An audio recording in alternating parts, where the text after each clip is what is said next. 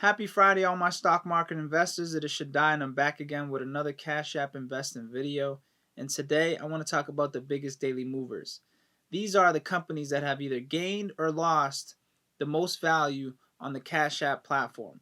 And out of the list of 10 plus companies, there were two companies that stood out to me that I wanted to talk about: RentACenter and Iron Mountain. Let's talk about them. RentACenter grew 14%, and mainly because they surpassed their earnings estimates in quarter one, but for quarter two, they're either expecting a flat year over year or some sort of decline based off of the pandemic that we are having now. As I make this video, RentACenter is currently trading at $21.27 with the 52-week low of $11.69 and a 52-week high of $31.14. They have a net income of $173,000, and they've been able to bring in $2.6 billion in revenue the last trailing 12 months, and they have a total debt of $6.3 million. But they've been able to give out a dividend of between 4 and 6%.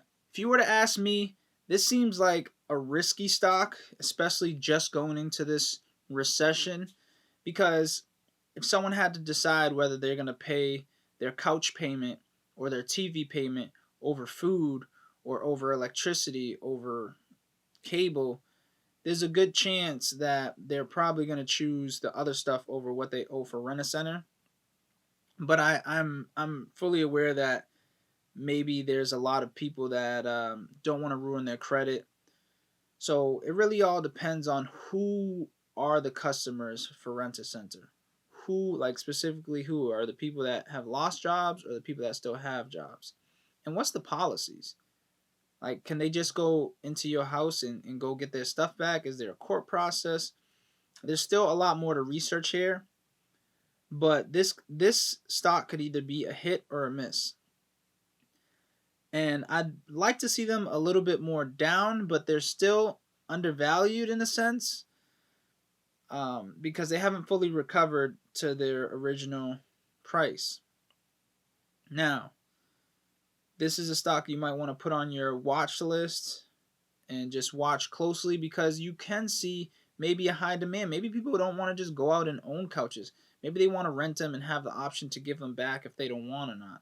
Like, it makes sense if you're going into an apartment and you just don't know where you're going to be for the next 5 years, but you say, let me rent, and if I want to keep it, I'll keep it. If not, I'll give it back. Iron Mountain, on the other hand, is a risky REIT. They gained 11% yesterday, but before the sell-off began, they were underperforming, but they seem to be having some nice fundamental value and possibly some near or long-term growth. The company is a records management service provider. I've never even heard of that. I'd even know that this even existed. So this is a new one for me. But I think that their biggest factor, yes, they grew 11%, but their biggest factor is, are they going to be able to make the transition from paper to digital? And then what happens to the margins? Does it become cheaper? Is it a cheaper service because it's now digital? There's a lot of questions to ask here, but it is an important company because some people, I mean, I'm sure just the rich, they don't want to hold on to documents in their house or at their office because, you just never know. Maybe something can light up, a building can burn on fire, or, anything crazy can happen. So they rather put the liability on another company.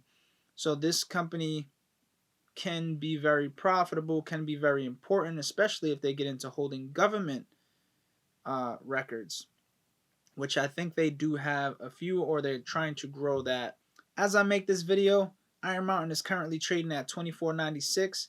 They have a 52-week low of $21 and a 52-week high of $34.49. They're actually very close to that 52-week low. Their net income was $267,000. They were able to bring in a revenue of $4.2 billion in last trailing 12 months, and they have a debt of $10.6 billion. But they've been able to put out a dividend between 8 and 10%. Now, you're wondering, are either of these companies worth it? At this point, the stuff that's cheap right now is the risky stuff, and it can either go good or it can go bad. But it all depends on your research. You have to do enough research so that you get either a good gut feeling or a bad gut feeling. Let me know in the comments which company you would rather invest in.